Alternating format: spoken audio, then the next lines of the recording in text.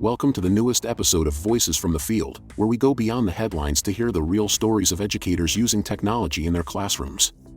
Join us as we talk to educators, just like you, to explore the innovative tech they're using, the impact they're seeing, and the hurdles they never saw coming. Today, we are joined by Josh Stock. Hello and welcome. We're back here talking to Josh Stock, just kind of talking about technology and anything else that's going on in the classroom. So we're going to take about 20 minutes or so and kind of just discuss everything tech that's going on in his classroom. So Josh, welcome. And do you want to kind of introduce yourself to everybody? Yeah, my name is Josh Stock. I'm a sixth grade language arts teacher from Olathe, Kansas. This is my 18th year teaching. I've been in middle school all 18 years. I love the middle school age group. It's amazing. They are energetic, exciting. Every day is different. Every kid is different. It's a unique place to be, but I love it. Yeah, middle school is one of the ones I never really did. I was either elementary or high school. Never got into it. I did a little bit when I was in student teaching and things like that, but I never got into it. I You know, thought I was can you going to tell do me? high school, but I decided that wasn't for me. And student Yeah, I taught got to middle high school does school. it. Yeah, I got to high school and did once I like the higher level high school, like yeah. junior, seniors. Can you tell me a little bit about your educational background? Yeah, so I got my degree from Emporia State University in secondary education, and then with an emphasis in English. And then I got my master's degree in instructional design and technology from Emporia State. So I graduated in 2011 with that. And I've been doing side projects with KU for the past probably 10 or 11 years. Awesome. All right, so tell me a little bit about some of the technology you're using right now. So I'm using a lot of different technology tools. I love AI is kind of the thing right now, and I think everybody's trying to grapple with how to use it effectively. So I've been trying my best to figure out how I can use it effectively, and then also how I can teach my students to use it effectively. And there's a lot of blurring of lines between what is their work versus what is the AI's work, and so it's been a messy process, but there's been a lot of things that it has allowed the students to do, and it's also saved me a lot of time. So what kind of things are you doing with AI in the positive, not the negative manner? On my end, I love it because it's a time saver. I use it for just about everything. I use it in my personal life right now. I'm looking for a new car, and so I put in different models of cars, and I'm asking it, is this a reliable car? Is this the best value for it? But when it comes to the classroom, I'm using it for things like I was just using it earlier today. I needed some quotes to pull from the text, and I could go through and find each of those quotes. But instead, I asked AI for four quotes that would best support a claim. And then I can go back and double check in the book. But it saves me a lot of time from having to go through and pick out those quotes individually. And then I go back and verify they're in the book, verify that that's how they're worded. But it saves me a lot of time. And so sometimes I'll do that. Sometimes I'll ask it higher level questions or ask it to give me higher level questions. So sometimes I get stuck on those surface level questions that I'm asking my students, and I really want them to think deeply about a text. And so I will ask it a question, give me some higher level thinking questions, and I'll have it generate 20, and then I'll pull my three favorite ones from it. Awesome. It might be the same answer, but beyond AI, what kind of tech are we using beyond AI recently, maybe in the past?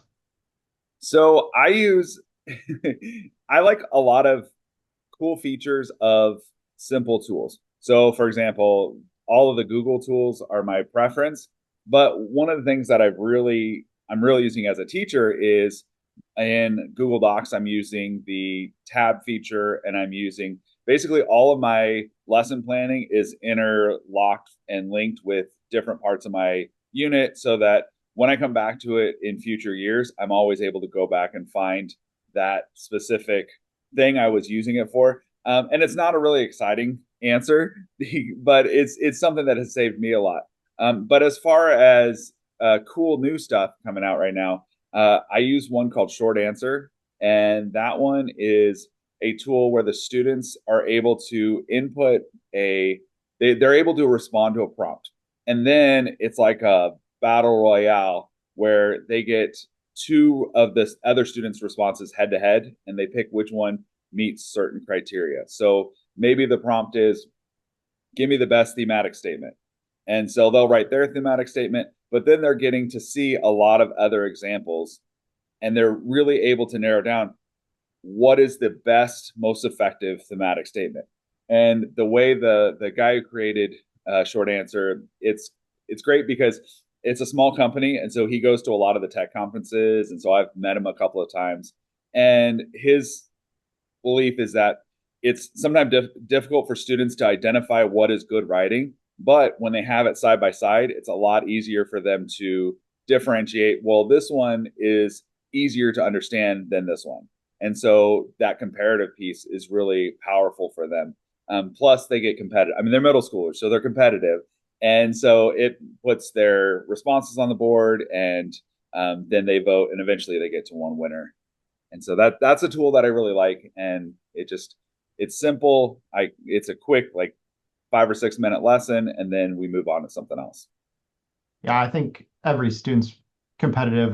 College students, if I put something like that in front of them, would Yeah. be into it too. How did you find that? I mean, was it the tech conferences or did you find it? So I find a lot of my tech in one of two ways. One, I go to a lot of conferences, and I'm always looking for what is something that I can use in my classroom that I can use for free, and also what is something that I can use in my classroom that isn't going to take a lot of prep to teach the students how to use the tool. And so I got that one from a tech conference, and then it was reinforced. I also get a lot of ideas from TikTok. I follow a lot of educators, and I also follow a lot of tech companies, and so I'm always looking at what they're posting on there. And I can't remember if I saw that one at a conference first or if I saw him posting about his product on there first, but between both of those, that's where I found that tool, and that's where I get a lot of my ideas from. Might be a good plug for people because I haven't heard of that one and it sounds interesting to kind of put up. I wonder if I could even use it like higher ed and have comparative things that they're working on. Oh, absolutely. And you can customize what the criteria are, what the criteria is that they're looking for. So if you want them looking for the best evidence, if you want them looking for most creative responses, I mean, it really can customize to whatever the level of students um, are you're seeing in the classroom. And you can drag it out as long or as short as you want it to be. So you mentioned TikTok, and I know a lot of teachers go, we've gone, the gambit for years of like teachers pay teachers and TikTok and Pinterest and all these ideas that aren't always the best, and some Right. of them aren't created the best. Some of them are good but hidden. How do you decide what's worth investing your time in and trying? A lot of it is I see an idea that sparks my interest, and then I do a lot of exploring and investigating to see if it's actually something that is going to be useful. I also, if it's something that I've seen in multiple places, that's usually if I'm noticing a trend. And if it's from different organizations that I respect, or if it's from someone that I've gotten a lot of great ideas that I've used in the past, that's usually my starting point. And then I do a lot of investigating to find out, is it really worth, or does it really do what they say it will do? Okay. All right.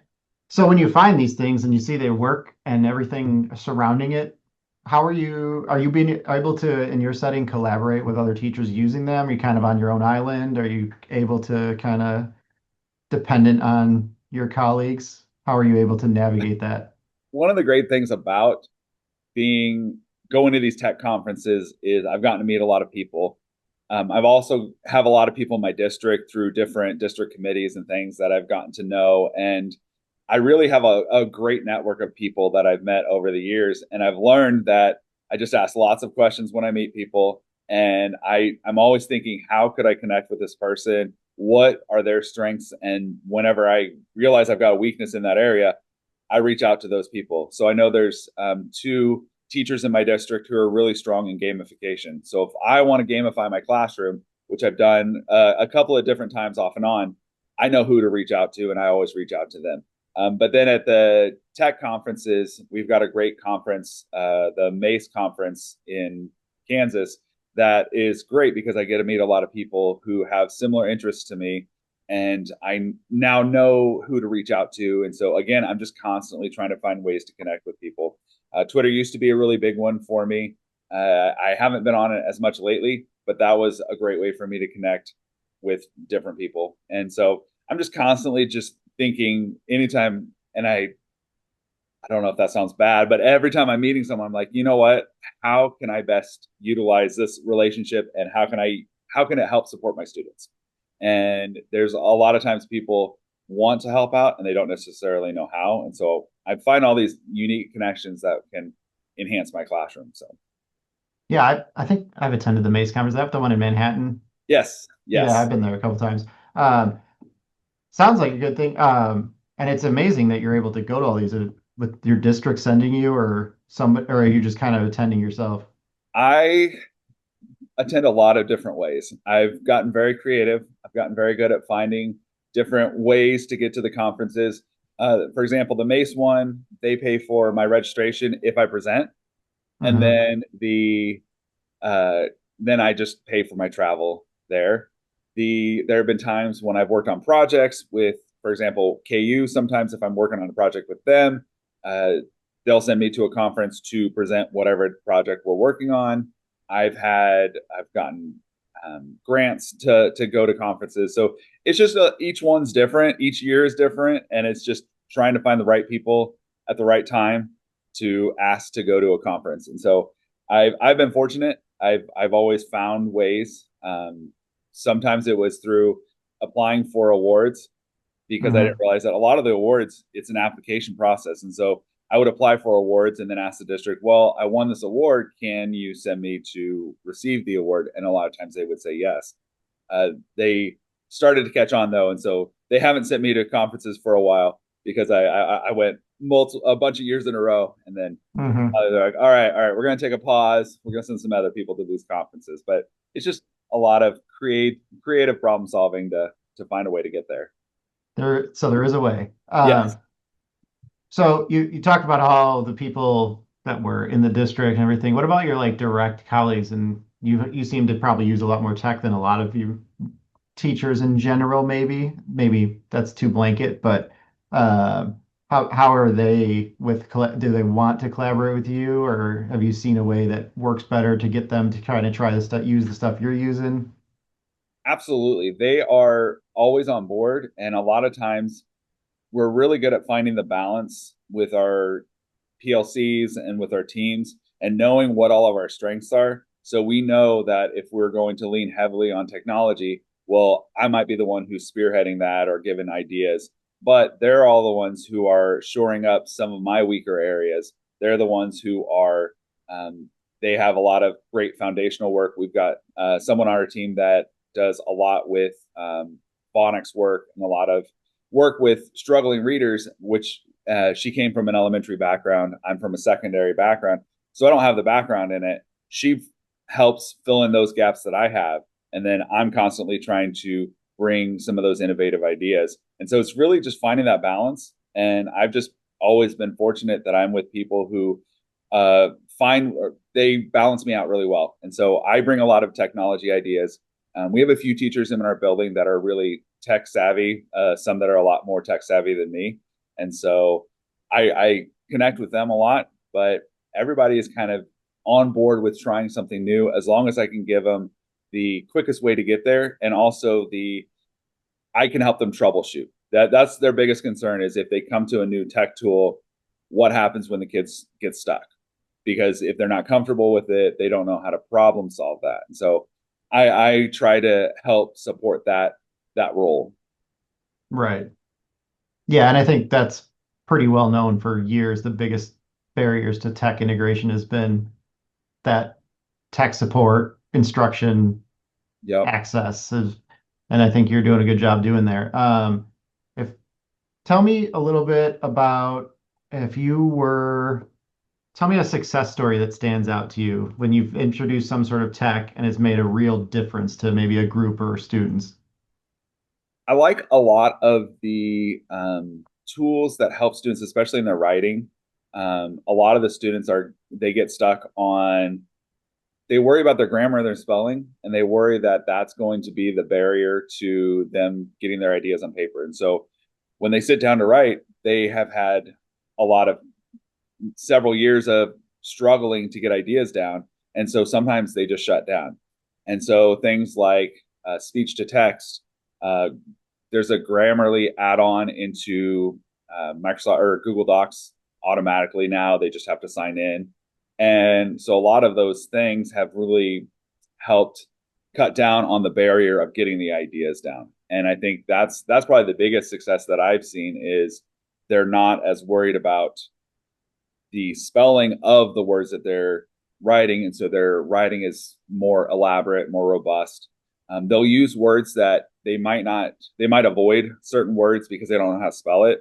But when they can do speech to text, it will spell those words. Now, eventually, we have to do some strategies to help supplement that spelling instruction.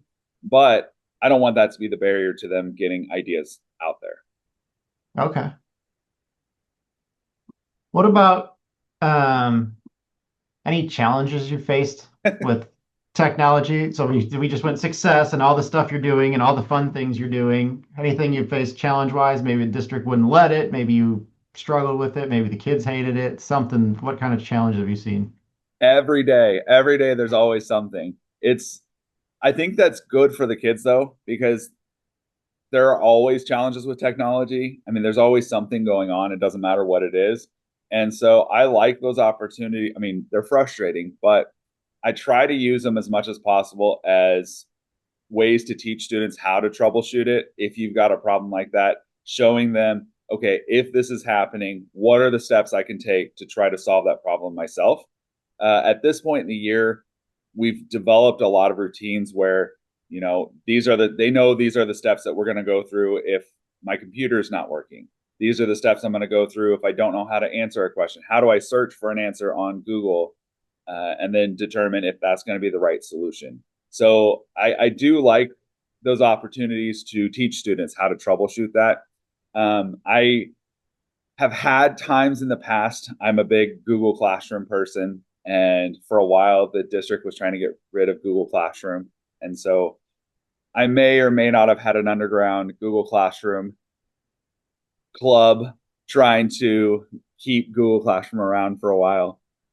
But there's always something new, something to tweak and adjust. And so it's different every day and trying to. So no more Google Classroom. Google Classroom is probably going to be going away in my district next year. We're switching to Canvas, which I've been on the pilot end of that, and that's going pretty well. I think there are things that I like about it. There are things that I like Google Classroom better for.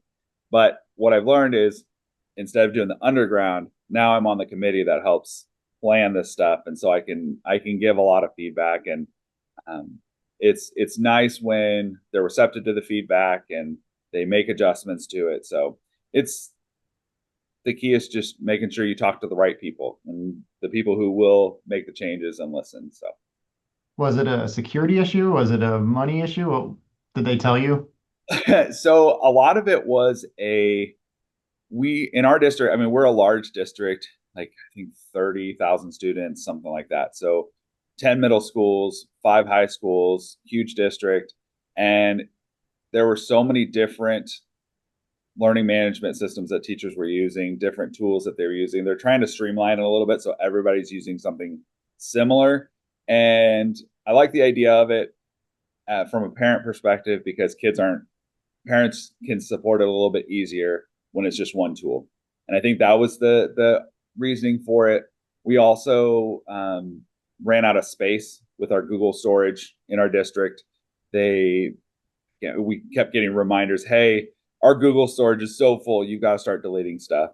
And so I think that was part of it too, but it is what it is. And we find ways to make it work. All right. Just a couple more.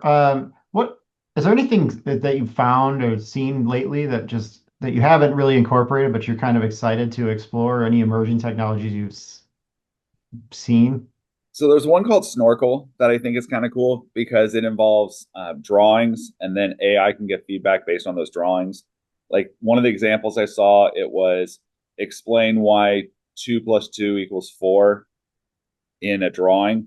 And so then the sample I did, I drew 2 circles and then a plus sign, and then 2 circles equals, and then I drew 4 circles. And it was able to give me feedback and say that that was correct, which I think is really cool. I think that the way that AI can give feedback can help teachers a lot. It's got a ways to go to make Mm-hmm. it effective and usable for students. But I think that there's a lot of power in having students have a guide with them all the time when I'm not available. And I think that my role as a teacher is always going to be important, and I'm always going to be needed in the classroom.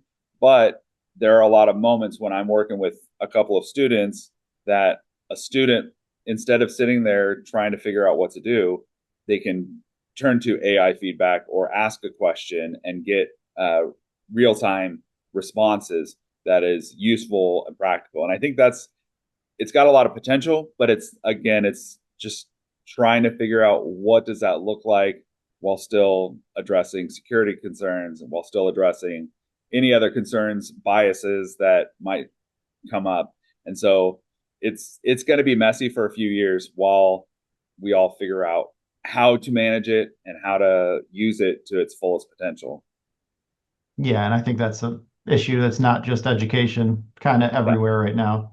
Uh, I I even want to, before I move on, like I just saw this cool technology that I've been exploring. I don't know if you remember, but I'm big into like the virtual reality and Yeah, yeah. augmented reality and stuff like that. There's a company called Portal VR, and they just made like a non-headset VR where you can use like an iPad, your school iPad, and then a phone or another device can act like the controller.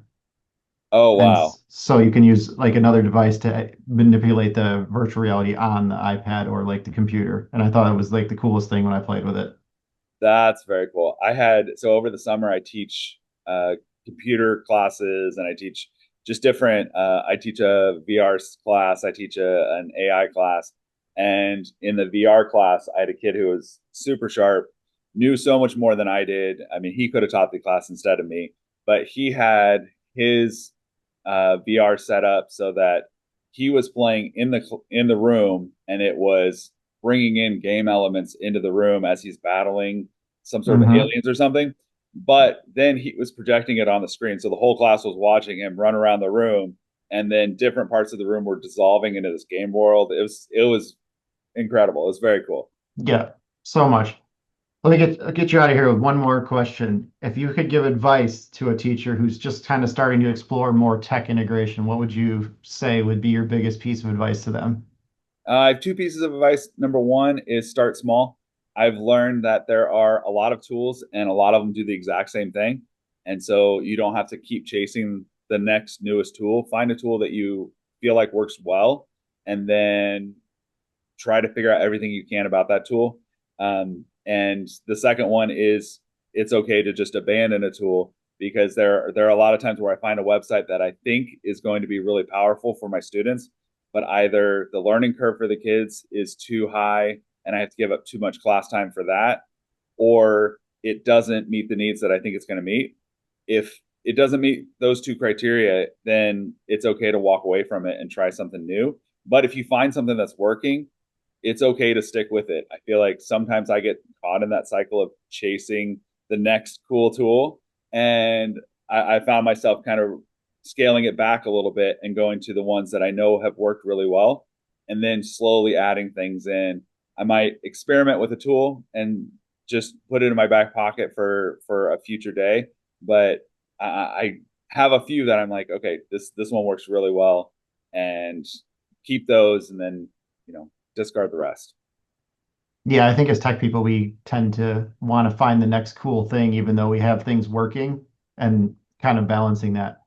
But yeah, well, I appreciate your time today, and I appreciate you coming and talking to myself and the vital audience that we have, and wish you luck going forward in the future.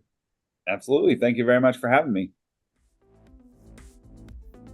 Thanks for watching. Give us a like and hit subscribe so you'll be the first to know when the next episode drops. Check the show notes for more resources to support you and your students. Special thanks to our guest, Josh Stock, and host Dr. Adam Carrion. See you next time.